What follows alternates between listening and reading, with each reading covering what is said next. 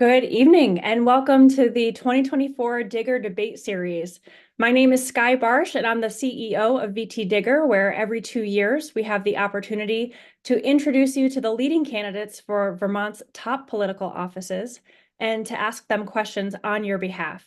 It's a key part of our mission, which is to produce rigorous journalism that explains complex issues, promotes public accountability, and fosters democratic and civic engagement. Tonight, we'll hear from the leading candidates for Lieutenant Governor of Vermont. And in the following weeks, we'll be joined by candidates for Governor, U.S. House, and U.S. Senate. For the full schedule and to submit questions for future debates, please visit VTDigger.org. There, you'll also find our 2024 election guide, which includes key information about how to vote and who's on the ballot. None of this would be possible without you, our readers, and our donors. VTDigger is supported by 9,000 people a year, and that is directly how we are able to provide the public service journalism that connects our state. I'd like to say a special thank you to the 700 new members who joined last month in our fall membership drive. Welcome. We count on Vermonters like you to make our work possible, including debates like these and the journalism we publish day in and day out. Please help continue this public service by visiting vtdigger.org/donate and contributing tonight. Before I introduce the candidates and moderators, I'll first run through the rules of this debate. We'll start by asking the candidates to briefly answer an opening question in 60 seconds or less. We'll then turn to questions posed by our moderators, some of which have been submitted by readers. Candidates will generally have 90 seconds to respond to such questions. The moderators may pose brief follow-ups or, at their discretion, allow the opposing candidate to respond. We'll generally allow a candidate who is named or invoked by their opponent to respond. Such follow-ups and responses will be limited to 30 seconds. Twice during the debate, we'll ask both candidates to pose a question to one another. And finally, we plan to end the evening with a lightning round during which candidates will answer questions in just a few words, and we'll conclude with closing statements. I now have the pleasure of introducing our candidates and moderators. First, we're joined by Lieutenant Governor David Zuckerman, an organic farmer who lives in Heinsberg. A progressive and Democrat, he has served in the Vermont House and the Vermont Senate and is running for his 4th term as Lieutenant Governor. Challenging him is former Senator John Rodgers of Glover. Rodgers has worked in masonry, excavation, and the cannabis industry. A Republican, he has served in the Vermont House and the Vermont Senate. Finally, I'd like to introduce our esteemed moderators. Kristen Fountain is a senior editor for VTDigger and oversees our coverage of politics, elections, and the State House. Sean Robinson is a reporter for VTDigger who covers state government and the economy. And Sean, I'll let you take it away. Thank you, Sky.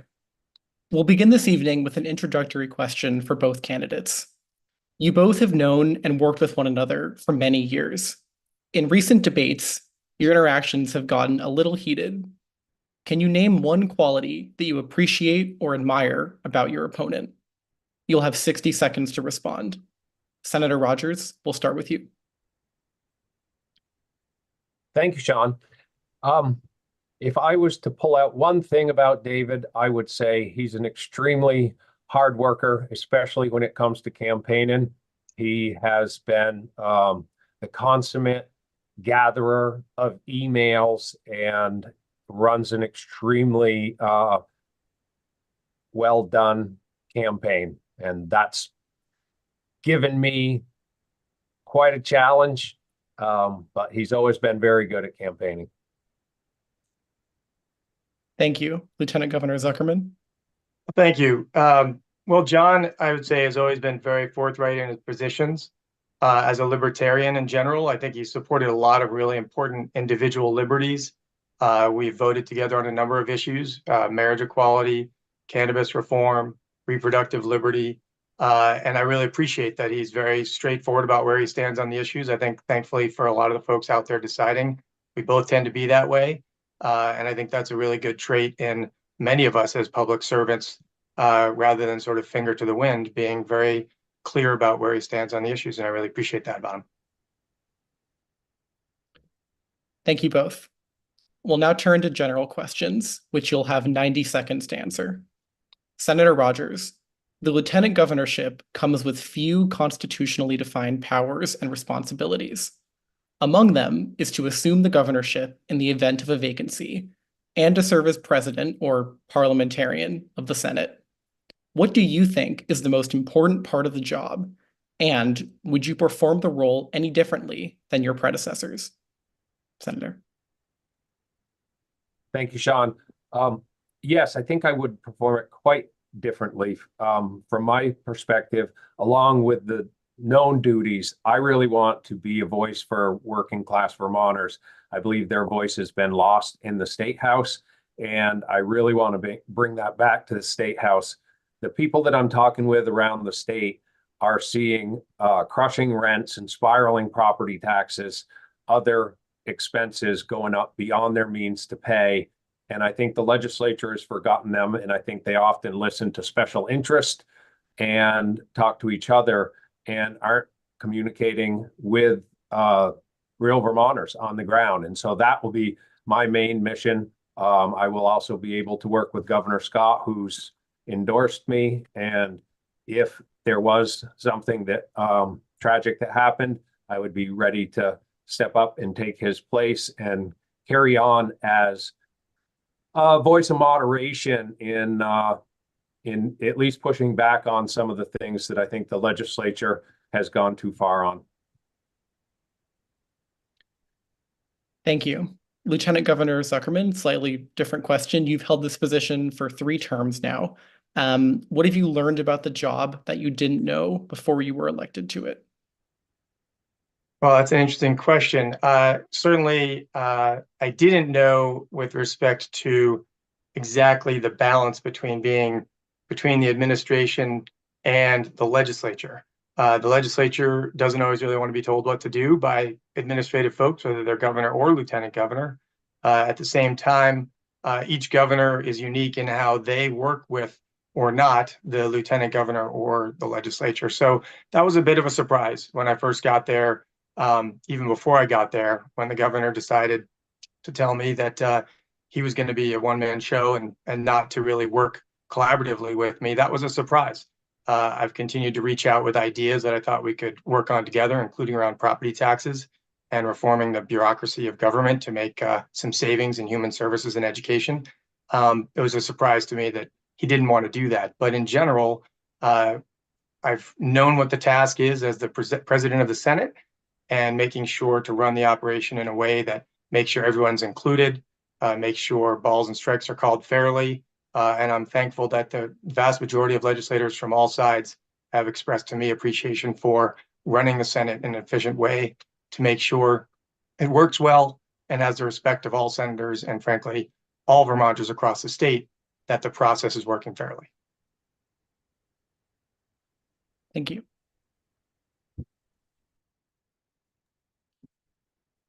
Thank you. We'll now turn to our first reader-submitted question. Ann Lloyd writes, given the factors influencing the cost of education, such as rising health insurance costs, building, safety, and health issues, public money going to private schools via vouchers, increasing requirements on schools to provide unfunded community support, such as homeless and mental health services, how would you suggest paying for all of this without huge increases in property taxes? Lieutenant Governor Zuckerman. Thank you. I think that's a great question because I've been speaking about many of these issues and I've got 2 or 3 concrete proposals. One that I've been working with legislators for a long time. It has not had majority support yet, but I hope folks will get involved, is that our income sensitivity for folks making under $128,000 a year is a good program with respect to adjusting property taxes. The downside is that folks who are wealthier, well over $400,000 in income a year, on average, actually pay a lower percentage than working class people towards education. Passing something that leveled that out would actually be almost an immediate $30 to $40 million savings for working class Vermonters. As I mentioned in the opening question, I also reached out to the governor because we have a lot of bureaucratic duplicity between human services and education. And I would like to work and continue to work on breaking down the barriers between those 2 silos in government, where we could reduce duplicative paperwork, extra costs in government, and remove those costs from the education budget. And finally, another one has been the last 4 or 5 years, and you mentioned it, your questioner asked about human services costs. In almost every other state, those are covered by human services budget, which is general funds, which are typically more progressive than the education tax. That's been about a $60 to $80 million tax shift under this administration onto education. And then finally, I would look towards administrative savings. We don't need as many superintendents and districts, and maybe some high schools could consolidate. Thank you. Thank you. Senator Rodgers. Yes, Kristen, I'm glad to see my opponents finally got on the cutting the administration after I've been saying it in every debate. It's funny that we've had, I believe, 38 studies now. So the legislature has known that education funding has been a problem for a long time, yet they've never taken any of those studies and put them to work. And for many years, they've been saying we have too much administration.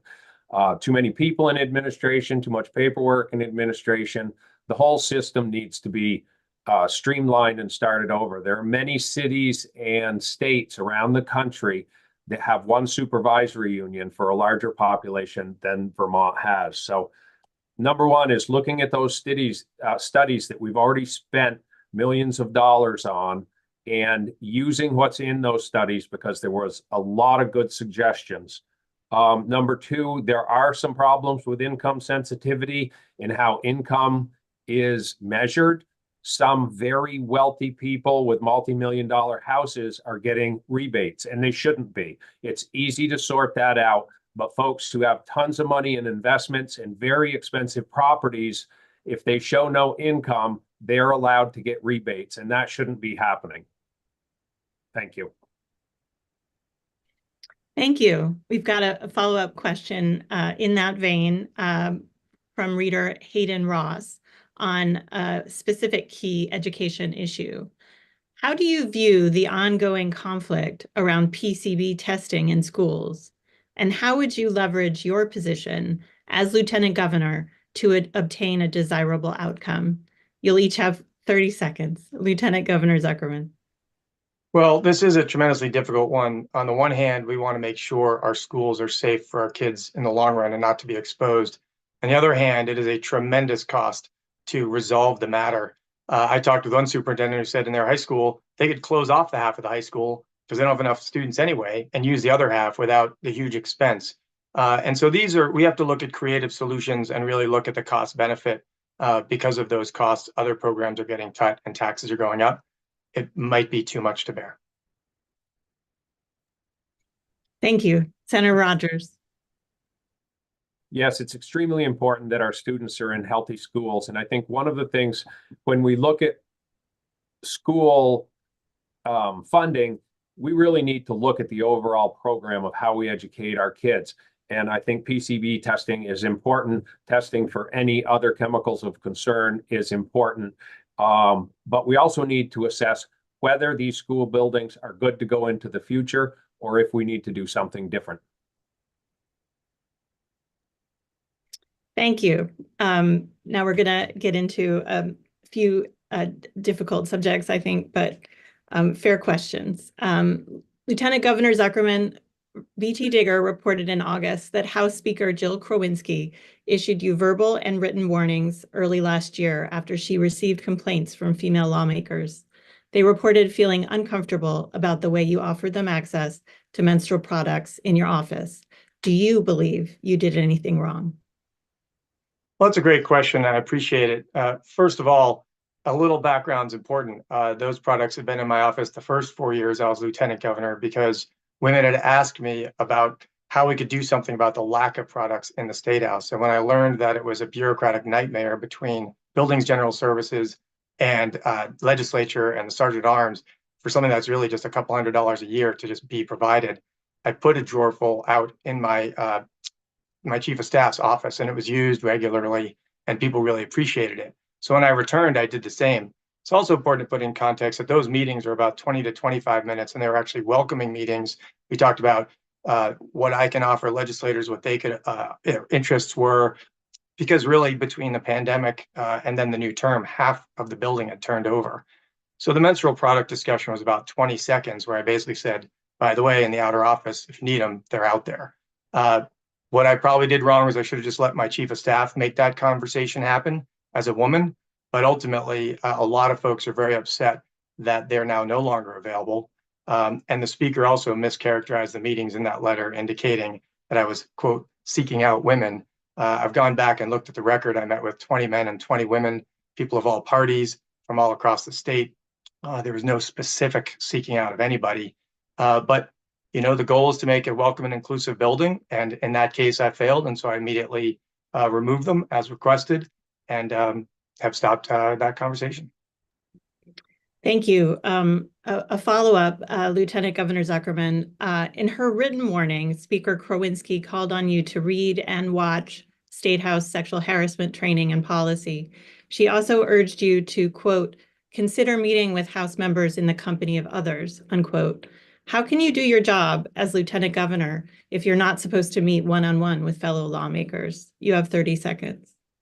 Well, first of all, it's an interesting request because there are separations of powers, and I think that's a big question. Second of all, I've had a number of legislators who are women say they were very upset with that directive by the speaker because they've been empowered by their constituents to meet with whoever they need to and want to. And so I think it's really up to the individual. Third, one other aspect of the article that was unfortunately unclear was the issue of the door being open or closed. It said that person's back was to the door. They were to the doorway, which is about 3 feet away from my chief of staff.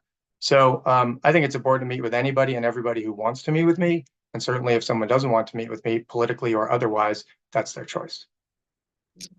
Senator Rodgers, would you like to weigh in on this? If so, you have 30 seconds.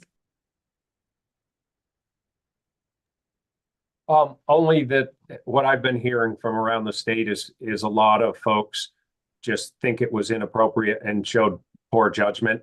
And I really don't want to go any further than that, but I believe that the speaker was within her bounds when she asked the lieutenant governor to be more careful about meeting with women who were made uncomfortable by their personal boundaries being violated. Turning to you now, Senator Rodgers. In June 2020, VTDigger reported that after facing questions about your attendance in Senate committee hearings, you sent an email to fellow senators referring to an unnamed colleague as, quote, snippy little bitch, unquote. The Senate President pro tem at the time responded by calling your remarks, quote, derogatory, unquote, noting that they appeared targeted at 2 colleagues.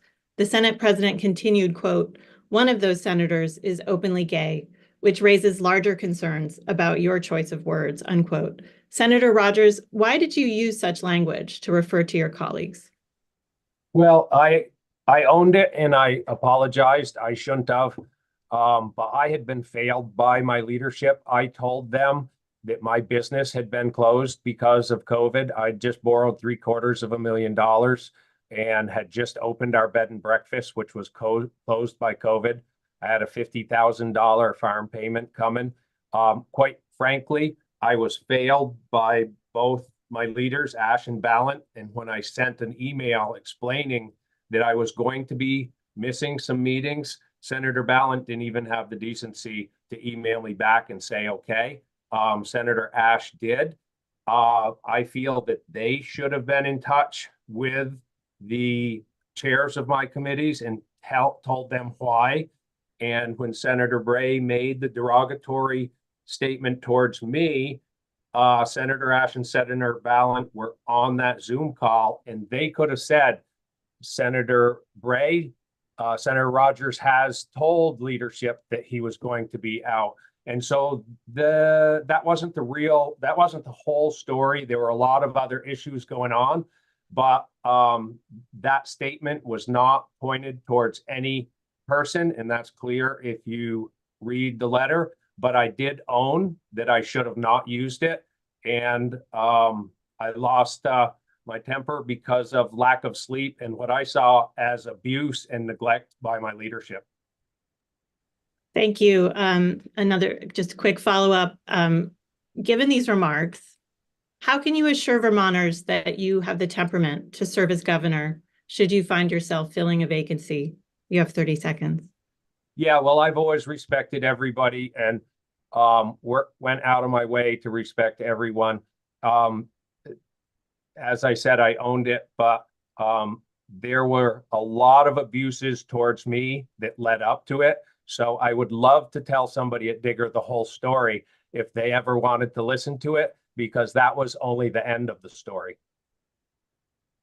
Thank you. Lieutenant Governor Zuckerman, would you like to weigh in on this? No, I think it's clear. I mean, I take responsibility for my misstep. I certainly never yelled at anyone or called anyone names. And I respect my colleague who took responsibility for speaking out of turn in a moment of exhaustion. He and I both work ridiculously long hours outside the State House, and I know how that tired situation can certainly lead to such mistakes. And so I'll leave it at that.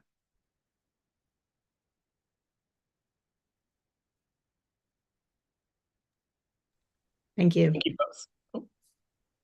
Lieutenant Governor Zuckerman, VTDigger reported in April that in the lead up to the Senate confirmation vote on Governor Phil Scott's nominee for Secretary of Education, you sent a campaign email mischaracterizing her professional background. The nominee, Zoe Saunders, alleged that you were, quote, spreading falsehoods, unquote. Governor Scott said the debate had been, quote, poisoned by misinformation, unquote, due to your email. After the confirmation vote, you apologized to Saunders and to your colleagues for your, quote, inaccurate representation, unquote. Lieutenant Governor, how can voters trust you to be an independent arbiter as Senate parliamentarian when you spread misinformation about a fellow public servant? Well, I appreciate that. I think that's a bit of a stretch in that all of us have views on issues and we present them as best we can with the information we have. The information I gave out was related to the resume that we received from the administration, and the conflation was with timing of when Zoe Saunders served and got an award and the connection with the governor. I don't think that was a huge violation with intent to, radically distort someone's record. The bottom line is this person had very little public education experience. A lot of us throughout the legislature had concerns. I did meet with her. She's very smart, very capable, but I don't think that was an outrageous stretch in that regard. Again, I took responsibility for it. It was information that was gathered by other folks that had given me that to help write that letter. I put out newsletters all the time, and this was the only one that's been challenged in that way. In fact, I just got a great comment from a neighbor 2 days ago about the newsletter I just put out about education funding and sort of the truth behind why property taxes went up and how it works. Some would argue the governor has pointed his finger at the legislature as being responsible when in fact a yield bill is responsible every single year with the governor and the legislature. And so, there's distortions in the political arena all the time, whether governor or otherwise, but you do your best to get it right. Thank you. So just to follow up on the question, you don't think that this would impact someone's perception of your ability to serve as parliamentarian? No, I think if you ask any senator there, they appreciated my taking responsibility for it. And if you ask folks who watch anytime in the last couple of years through COVID and all, now that it's all live streamed all the time, I think folks would recognize that I call the balls and strikes extraordinarily fairly, as I've directed the secretary to also guide me to make sure I stay within boundaries and don't ever find something germane that's way out of germane or, silence someone when they ought to have the chance to continue saying what they're saying with respect to in or out of order. Thank you. Senator Rodgers, immediately after the Senate rejected Saunders' confirmation, Governor Scott appointed her to the role anyway in an interim capacity.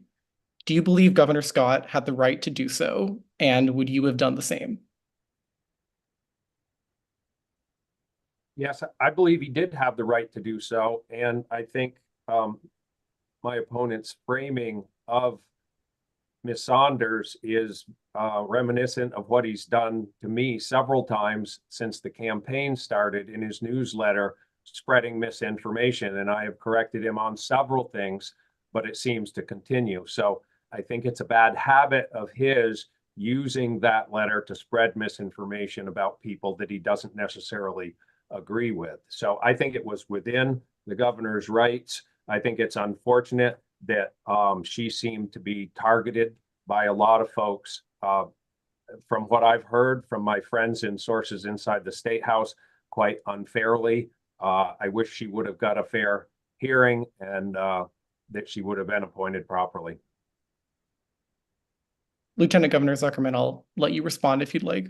Well, thank you. I think under the invoked clause of the debate, let's be clear, there are two different newsletters. One is an official newsletter as Lieutenant Governor. The other is the emails with respect to campaigning. And it's true. My opponent has chosen to be a Republican, and that party has gone off the rails. And so I have associated him with the party he's chosen to be a part of. I don't think that's inaccurate.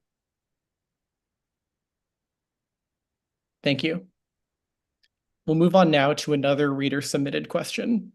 This one comes from Charlotte Sullivan, who asks, what is your plan to house all the homeless people who were recently evicted, in particular children?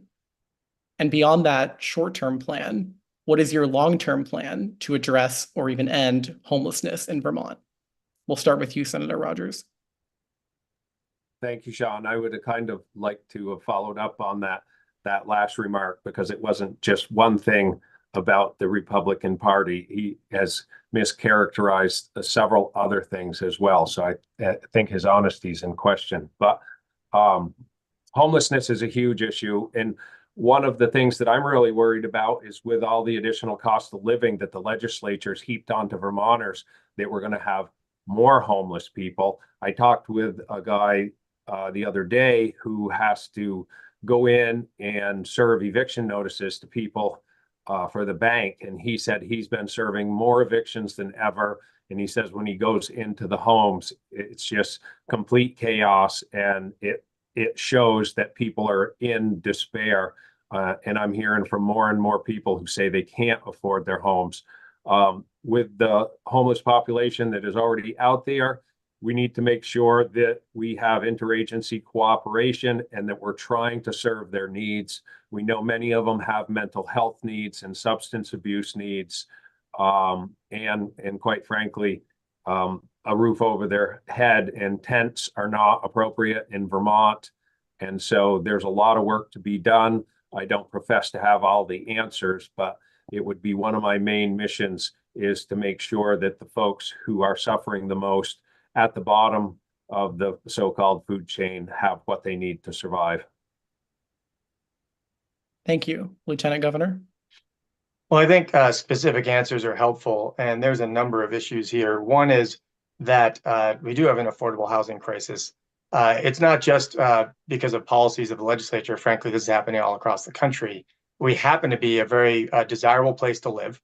We have a huge population to our south that can afford to buy homes here. We know with COVID migration, political migration, climate migration, huge demand is coming into Vermont. And that's really disrupted our supply and demand balance.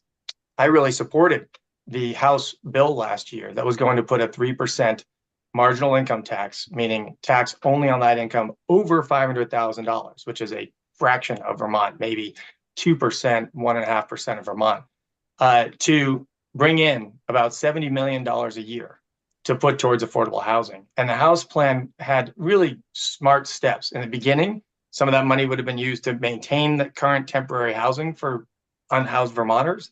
And then it also was going to invest millions and millions of dollars in buying down the actual cost of housing. We know that just materials and labor make housing unaffordable. And therefore, you have to buy down that cost with covenants to create permanently affordable housing that can appreciate in value so that low-income people can start to have asset value. And so that is a huge and key piece to building our way out, to funding our way out of both the homeless situation as well as the need for more affordable housing for workforce.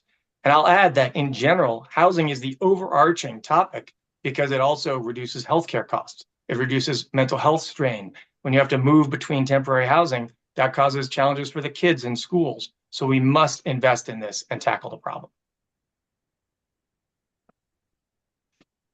Thank you both.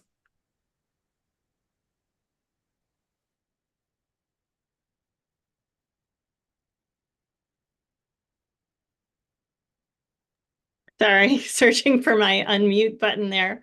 We're going to go right into our opportunity for candidates to ask one another questions. Each candidate may ask their opponent one question. These should be questions, not speeches. You'll have 90 seconds to answer. We may ask or allow for follow-up questions. Lieutenant Governor Zuckerman, you may ask the first question. Sure. John, you've basically described yourself as a never Trumper, maybe not exactly those words, yet we know the Vermont GOP and your allies have endorsed Trump. While you've campaigned, you've been remarkably quiet on the dangers Trump possesses to our democracy. Do you think Donald Trump is a threat to our democracy and should have been impeached for abuse of power, interfering in elections, or his efforts to overthrow the election of 2020? Thank you for that question. I think everybody should be held accountable for violations of any law and that no one should be above them. As I've stated a whole bunch of times, I didn't like Mr. Trump before he ran for office, and I would never vote for him. But trying to tie me to the national Republican and MAGA movement is dishonest on your part. And you know that, you know me, you have seen the policies that I have supported for many years, such as losing my seat in the House because I came from the most conservative district in the state for anyone who supported marriage equality. Yet I supported that, and end of life choices and women's choice and all those other issues. And so you know well that I'm not in with the MAGA movement.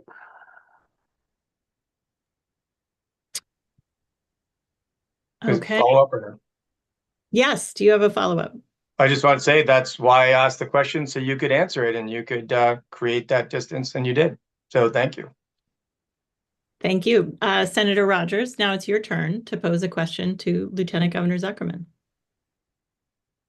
Yes, Mr. Zuckerman, you keep saying that you want to tax the rich, but if Vermonters knew how much money you had inherited, maybe they would think you were rich. It appears from your tax returns that you made more in unearned income than most Vermonters make in earned income a year. Myself and most other Vermonters have earned every bit of income we ever made, and most of us pay around a 30% tax rate. Yet you only paid a 15% effective tax rate on your massive unearned income. Do you think that is fair? Well, I appreciate the question. And first of all, no, I don't. That's why I advocate for folks with higher income to pay more. So I will continue to advocate for that against, as you point out, my own interest in these last couple of years. I do want to put a little context to this because, again, asking questions would be helpful. I did, as you've said in many debates, grew up outside of Boston. My dad was a doctor. I've never hidden the good fortune of that privilege. However, part that a lot of people don't know is that he also died at 52 years old. I was 13 years old. So our economic circumstances changed dramatically. I didn't grow up with the kind of resources that you're talking about. I worked hard after I graduated from college to make ends meet. I was fortunate that my mom was able to help with a very small down payment, $12,000, to buy a duplex in Burlington that I then paid the payments on every single month while farming and serving in the legislature. And so had we filed income reports then, you'd see those income were $30,000, $25,000, $28,000, just as many other hardworking Vermonters through all the years. And it's true, my mom passed away 5 years ago, and some of my circumstances changed. But that doesn't change who I am or the values I grew up with around making wealthy people and high income people pay more. Because ever since Reaganomics, we've really seen working people struggle. Senator Rodgers, do you have a follow-up for Lieutenant Governor Zuckerman? No, not on that question. Thank you. All right, we'll move on. Thank you. We'll have another round of candidate-to-candidate questions in a bit, but for now we'll return to questions for each of you.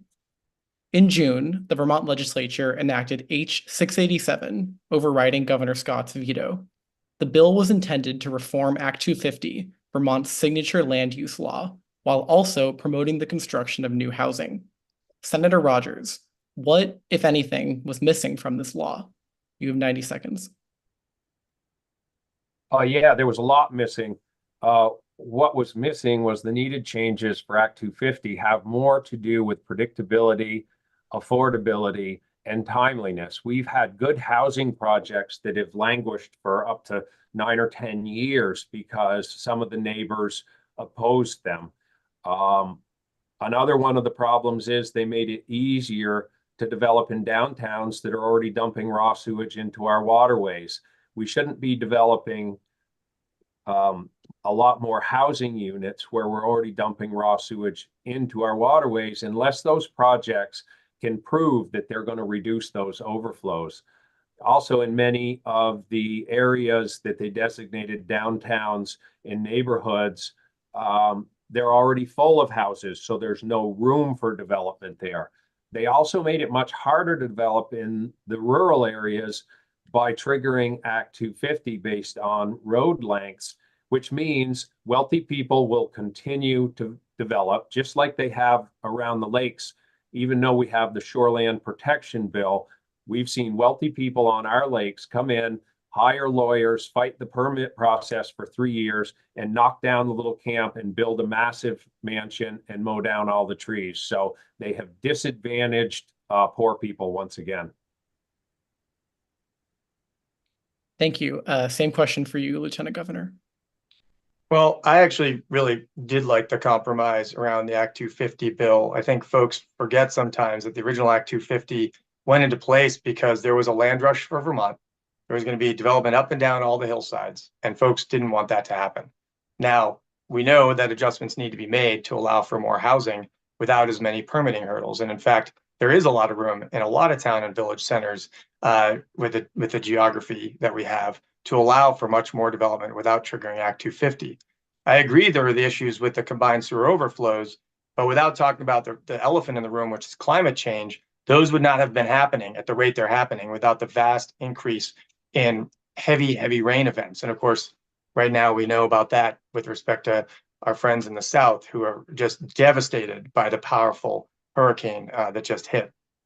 So I do think we need to develop in our town and village centers so we actually become more walkable in our communities and use less carbon so that seniors can live within walking distance of small healthcare facilities or the store or the other entertainment that might be in town. A lot of folks are still going to be allowed to develop in rural areas. I know folks are concerned about the road rule, but frankly, if you're going to build an 800 or 1,000-foot road, you can also afford to build a mound system. That's probably cheaper than a 1,000-foot road. So there are ways to build close to the road and not fragment our landscape. They don't trigger Act 250 if you're only building one house or 3 houses anyway. But it's important that we invest in and build more affordable housing, both with the economic investment and the adjustments to Act 250 to allow denser development in our town and village centers. Thank you both. Moving on to a different topic here. Governor Scott has said that he does not support moving forward with the next phase of Vermont's Raise the Age initiative, which is designed to keep more teenagers out of criminal court. This next phase would bring many 19-year-olds under juvenile jurisdiction, and it has support from many criminal justice reform advocates. Lieutenant Governor Zuckerman, do you agree with the governor that we should pause this initiative, or should the state move ahead as planned in 2025? Well, I think it's more complicated than just agreeing or disagreeing. I do happen to disagree with the governor. What I think we really need to do is deeply look into our public safety process across the board. We have tried putting people in jail, and then they come out 5, 10, 20 years later, as 95% of folks who are incarcerated do. And they really haven't had the opportunity to either learn new trades or be helped with social adjustments so that they can come back and be productive members of society. We know that a lot of folks in public safety, maybe law enforcement isn't the right person to interdict, but law enforcement with a social worker next door. And I think the governor's done a great job starting that up in Franklin County and expanding it with our state police. We need to do more of that at the local level as well. So we need resources to do that. Our crime is a product of homelessness, mental health, substance use disorder. We need to address these issues at the core root of their problems, and not just believe in throwing more and more people in jail, which costs more and more money and doesn't actually solve the problem. But it's very real. We also need to address, for instance, the theft issue in our retail areas. I'm a small business owner. I get the impact of that kind of theft. My own cash box has been stolen right here at the farm, and it hurts and it's frustrating. And the state legislature passed a law to aggregate those crimes to hopefully get more people taken care of. Now we need to extend it across the state, not just county lines. Senator Rodgers, your thoughts on this reform initiative, and if you agree with the governor? Yeah, as my counterpart said, it's a complex issue with no easy answer, and I think it really depends on the crime of the youth. One of the things we really need to focus on, though, is how do we help youth get skills and jobs to help them stay out of crime. A lot of the problem is a lot of folks just don't get the training they need. And I'm a huge advocate for trades and apprenticeship training. In some states, you actually choose when you are a freshman, whether you're going to trade school or academic school. I have a cousin that went to trade school for electrical.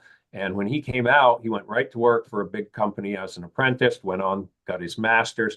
I think we have a lot of kids that are not academic learners, that if you put a wrench or a hammer in their hand, we can maybe keep them out of trouble. That's the first thing. But we have to make sure both the police and the judiciary are receiving the funding and the tools that they need.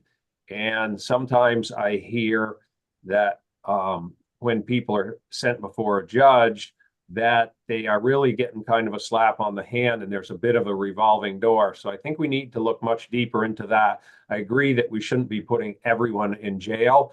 Jail's a last resort, but for people who are dangerous to the community and people who are repeat offenders, it may be the only answer. Thank you. So just to follow up on the question, do you agree with the governor that we should pause this next stage of the initiative regarding 19-year-olds? Yeah, I'm not really sure how to answer that. I don't know enough about the initiative to say that I would move it or stop it. I would have to look deeper into it, Sean. Thank you both. Now, for another reader submitted question, Matthew LaFleur asks, what does equity and equality mean to you in your work throughout government, politics, and policymaking, knowing that racism, classism, and biases against individuals of color are well known across the state? How can you as government officials address this critical and important issue? Senator Rodgers. Yeah, super important topic. And especially with the changing demographics of Vermont, we need to make sure that everybody is tolerant. And really, it's about education. It's about taking people, well, I'll step back. I judge people with only one judgment, is that, are you a good person? And I wish everybody would judge people that way. I think one of the biggest problems in the state of Vermont is class. And I know the class issue kind of spills over into the race issue too, because there's so much poverty there. But we really have to respect and help all people. And, you know, I come from a family who's been here for many generations, but brand new Vermonters who have just come here from other countries to start a new life, they deserve just as much respect and support as folks who've been here for many generations. And I grew up in a household that provided farm vacations for people from all over the country and all over the world. So we had people from all sorts of backgrounds in our house, and every single person that came through was treated like family. And I hope that with this platform that I can use it to help bridge some of those gaps in between communities that may not totally understand each other, and just really focus on the good things that people of all communities are doing. Thank you. Lieutenant Governor Zuckerman, same question. Well, I appreciate it. You know, my parents raised me to say that no matter your circumstances, how you're born, where you're born, race, gender, sexual orientation, any of the variables that we have throughout the whole world. Each person really is an individual, and stereotyping any group of people is inaccurate, whether, again, also wealthy or poor for that matter. And it was really clear to me. I mean, my dad was at one point going to have a hospital dinner at a very exclusive club, and he organized against it. They'd recently started to allow Jews in, but they still don't allow women or people of color to be members. And he said, no, we're not going to have that dinner there. And he organized other doctors to stop that from happening. And that's the value I've always been raised with. But we have to also look at the reality for people today. We have tremendous wealth inequality due to generational poverty, particularly around racism. The disparities in wealth of white people to people of color and Black folks, particularly descendants of slaves, is huge. We need to really think about how we're going to address that, what that generational trauma does. Poverty is generational trauma. Gender and gender identity can be traumatic and challenging for kids. We know we have a school to prison pipeline. We greatly disparately, I think 4-to-1, punish Black kids in our schools more than white kids. So we need to look at it in our education system. We need to look at it from an economic opportunity situation and more affordable housing so that folks can start to own homes and build their own wealth. Thank you. We're going to move to a different topic. Another reader submitted question. This one from Linda Andrews. She asks, quote, "What do you feel can be done about the rising cost of health insurance?" Unquote. And I'll add that a recent report commissioned by the legislature and the Green Mountain Care Board concluded that increasing hospital costs were a major factor in driving up health insurance premiums in Vermont. That report recommended that many rural hospitals should make major structural changes to bring those costs under control. Do you agree with the recommendations? Lieutenant Governor Zuckerman, 90 seconds. Well, first, I've found it interesting. A couple different folks from different hospitals have told me that some of the foundational facts that went into that report turned out to be quite wrong. I think up in Newport, it was stated they had 200 births every 2 years when they had 200 births every year. So the recommendation of closing their birth center seems quite anomalous when you have 200 births a year. It's more than one every other day. So I think we need to first dig back into that and make sure the facts are accurate. On the other hand, we do know the costs are rising. I have been a long time proponent of universal health care.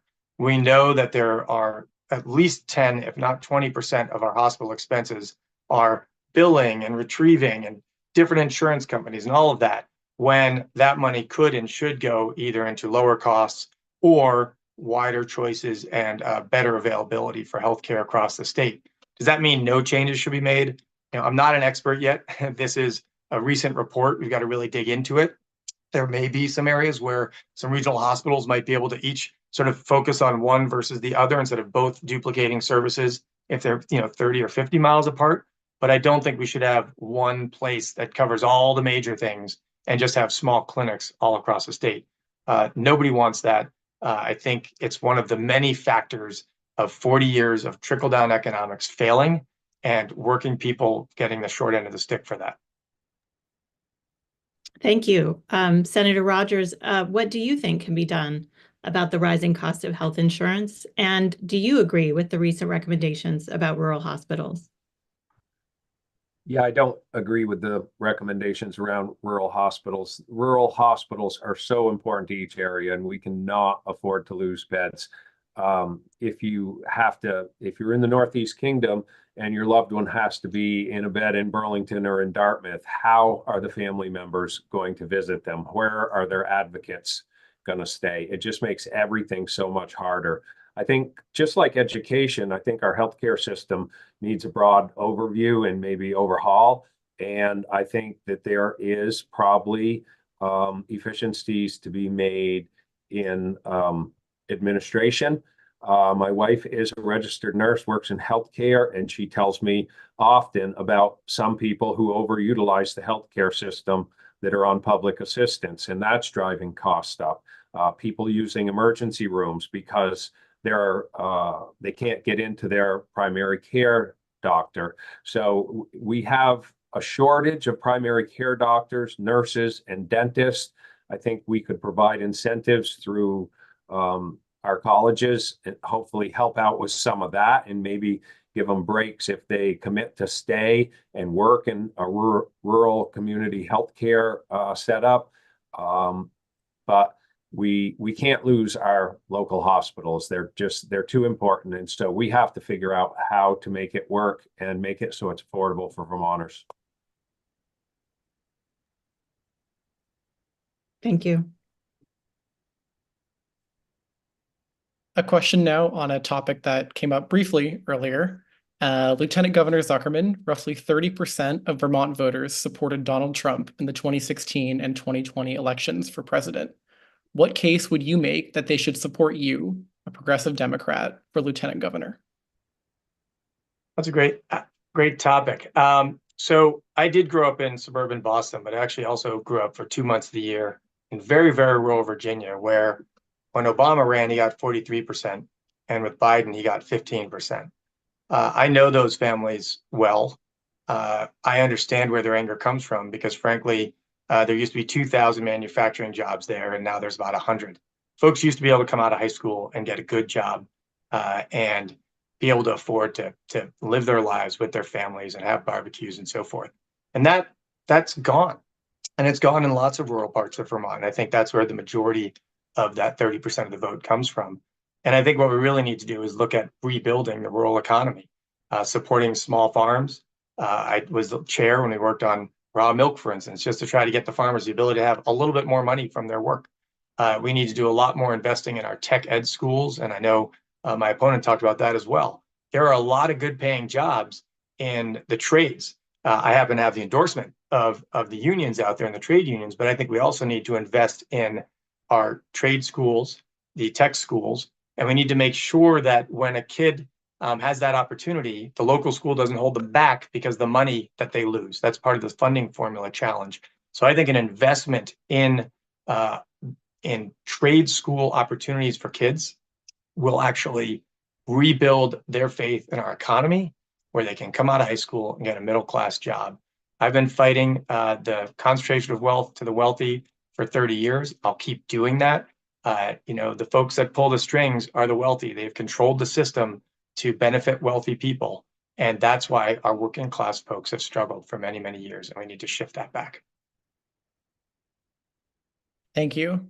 Senator Rodgers, the last time U.S. Senator Bernie Sanders was up for re-election, he won 67% of the vote in Vermont. What case would you, a Republican nominee, make that those voters should support you for lieutenant governor? Yes, thank you, Sean. I served for 16 years as a Democrat in the state house, and I've always supported things like marriage equality, a woman's choice. Fact is, everyone's personal bodily autonomy. So I'm really not that much different than them. And I think that they know that my values are still the same, even though I did change parties. And the reason I changed parties is because the elitist progressive policies have made Vermont unaffordable for most Vermonters. And I believe the progressives have taken over the Democratic Party that I grew up in, and I no longer recognize it because they no longer take care of the poor and working class people. In the Democratic Party I grew up in took care of poor and working class people. And so when I look around in the state house, I see the governor and the moderate Republicans are the only ones who are speaking up for affordability. And that's why I decided to leave the party and become a Republican. I feel like the party left me, and they no longer care about or represent the people that I care about. Lieutenant Governor, since you have the progressive label, I'll give you a brief follow-up to that if you'd like. Well, I'm okay with that. I mean, ultimately, the legislature is still a supermajority of Democrats. I have both the progressive and Democratic label. I wouldn't say the progressives have taken over because ultimately we haven't seen full-on implementation of universal health care, although I'm glad that passed. It still hasn't been put into place.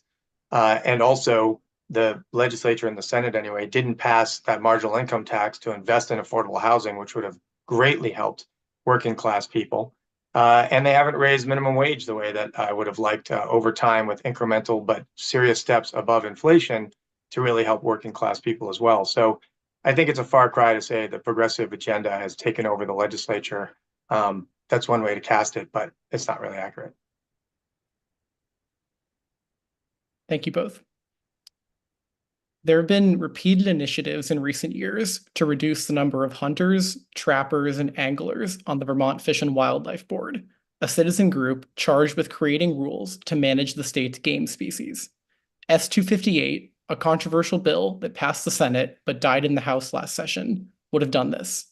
It also would have made the board advisory, transferring its power to the state's Fish and Wildlife Department. Senator Rodgers, do you agree with these changes, or do you support the status quo? The Fish and Wildlife Board is probably the most well-working, well-functioning board that has ever been created. They've done a magnificent job of managing our herds, which is what they are supposed to do. Their fish and wildlife rules are supposed to be to manage a healthy population in the state of Vermont, and they've done an excellent job. They are chosen by the governor, but they have licenses. They're all people who are active or have been very active over their lifetime in nature, hunting, fishing, trapping, or just being out in nature. And they've done an outstanding job. And so to take the power from a board that's working good and given it to a political appointee, which that bill would have done, would have given all the power to the Commissioner of Fish and Wildlife, I think is just a terrible travesty to the folks who fish, hunt, and trap in the state. The commissioner is appointed at the will of the governor. Governors change, commissioners will change, and this board represents all corners of the state very evenly, and I think it's functioning well and should not be messed with. Lieutenant Governor Zuckerman, same question for you. Sure. I think there's probably not a ton of daylight between us. There's one little piece I'll add, but I was in a video actually that the trappers put together along with Senator Bobby Starr and others talking about the Fish and Wildlife Board, talking about trapping in society.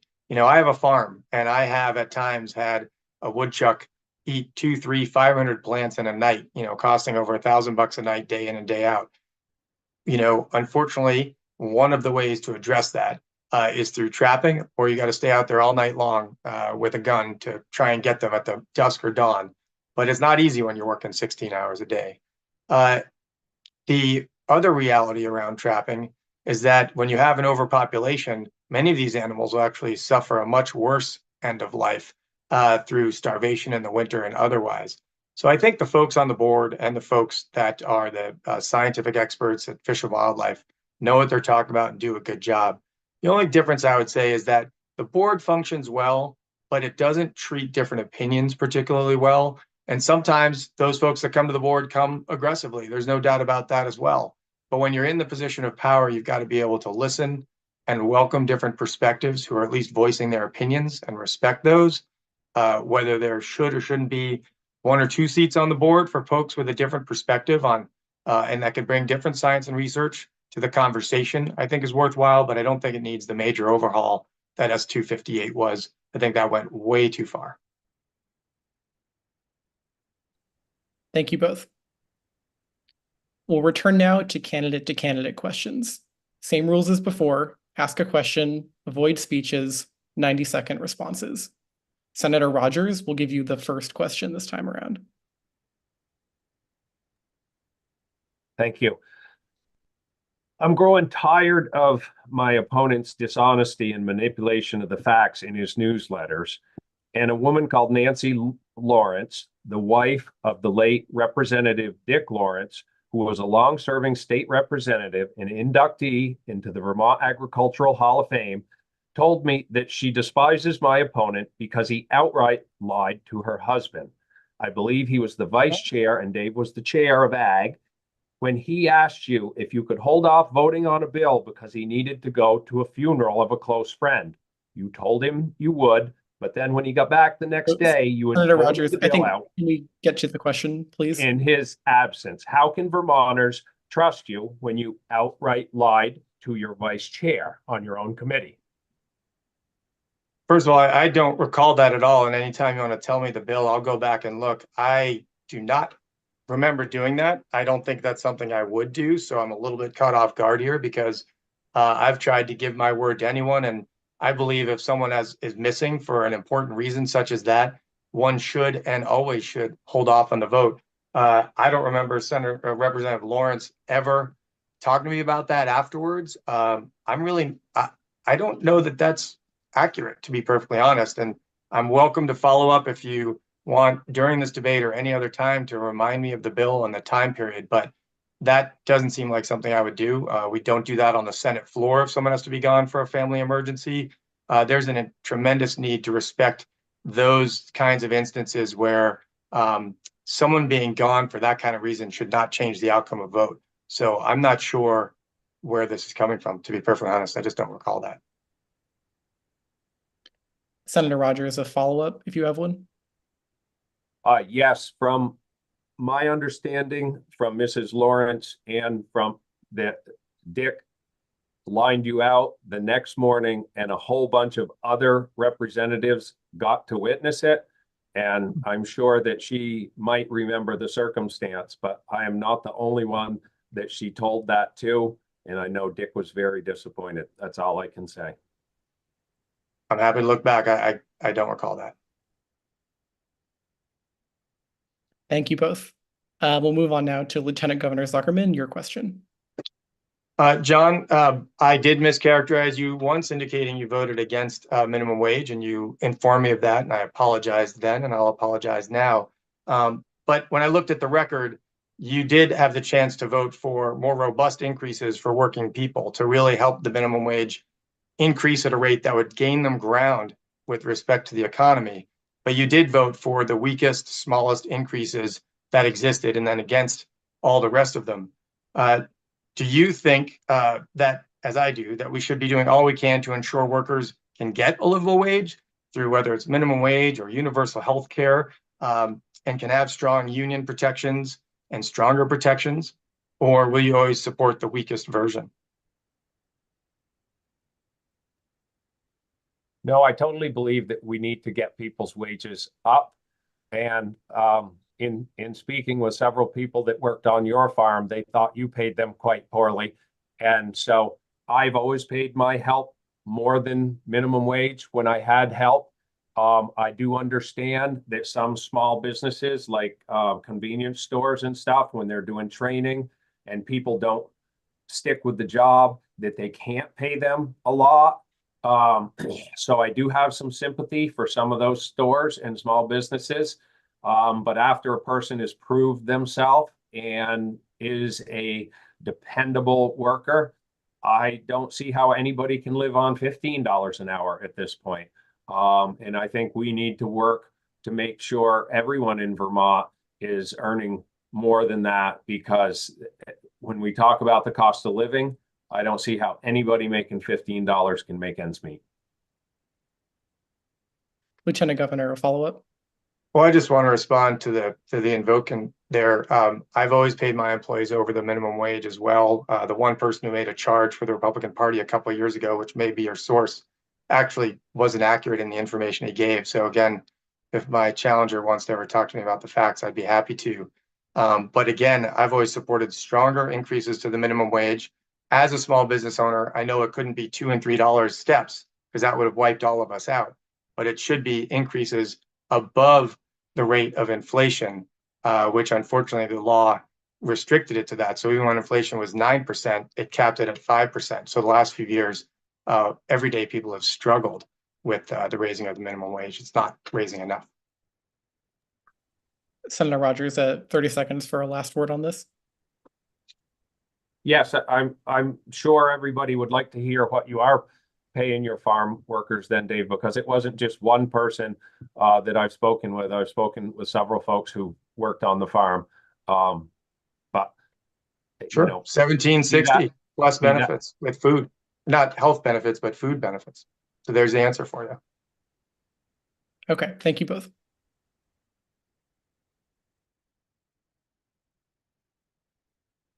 All right, thank you. Our final segment tonight is going to be a lightning round. That's before your closing statements, but for our lightning round, each of you will have a chance to answer these questions, but please do so in just a few words.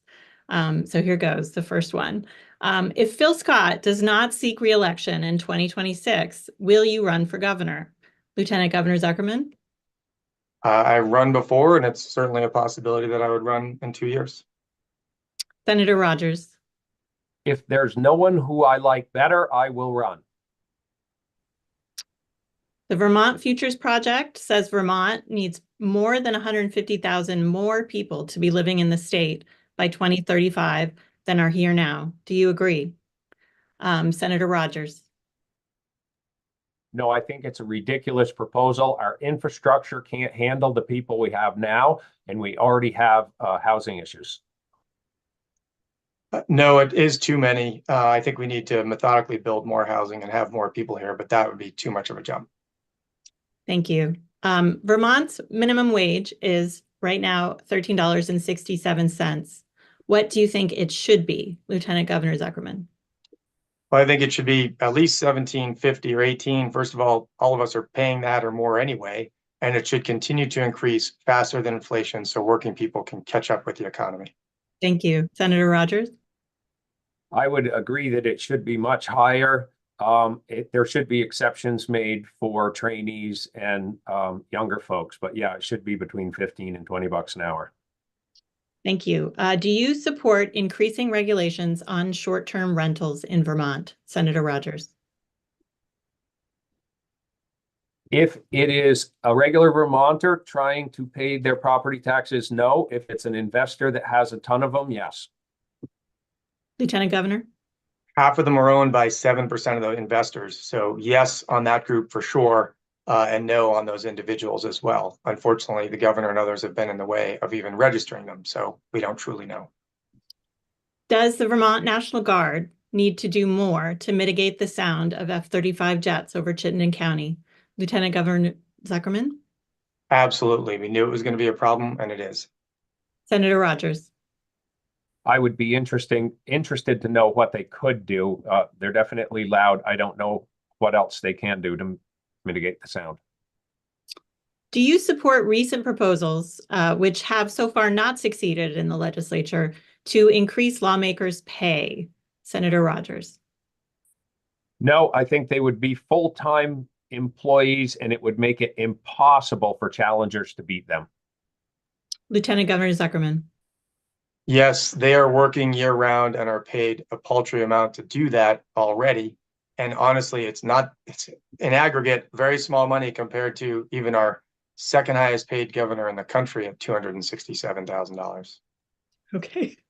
This year, Vermont lawmakers considered giving farm workers the right to organize. The proposal ultimately didn't become law. You guys are both farmers. Do you think that farm workers should be able to unionize? Lieutenant Governor Zuckerman? Yes.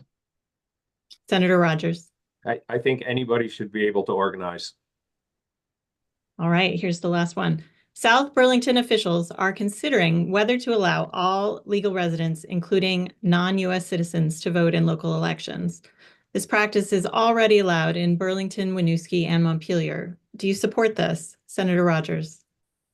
I'm not a big fan of non-citizen voting. I think there are pathways to citizenship that everybody should follow. Lieutenant Governor Zuckerman?